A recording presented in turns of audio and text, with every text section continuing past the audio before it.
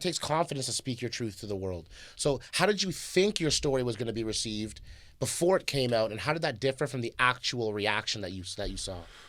Oh, I thought it was going to be positive because I had known for years that my last hurdle was me. Mm-hmm.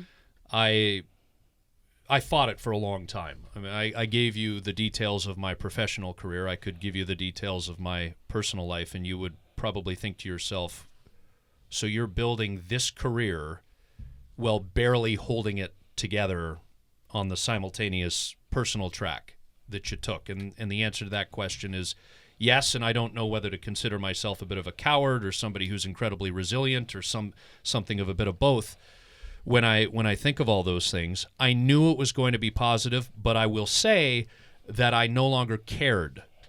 If the industry, right. And I knew this wasn't going to be the case, so it's easy to say this, but if the industry would have had nothing to do with me because right. I came out, right. then I would have walked away.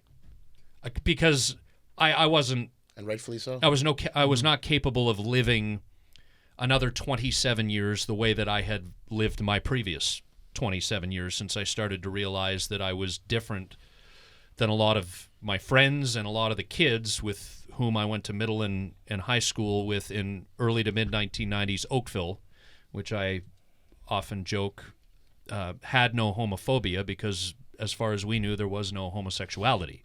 Right. So we didn't really, I mean, right. I had no context. This was long before gay-straight alliances, long before anything LGBTQ was taught as part of gym health class, anything. Right. I had no idea what I was going through and always assumed being from a predominantly white, upper to middle class, heteronormative area right. in Southeast Oakville that I was just going to end up married with a son, a daughter, a dog, a cat, and a house. Right.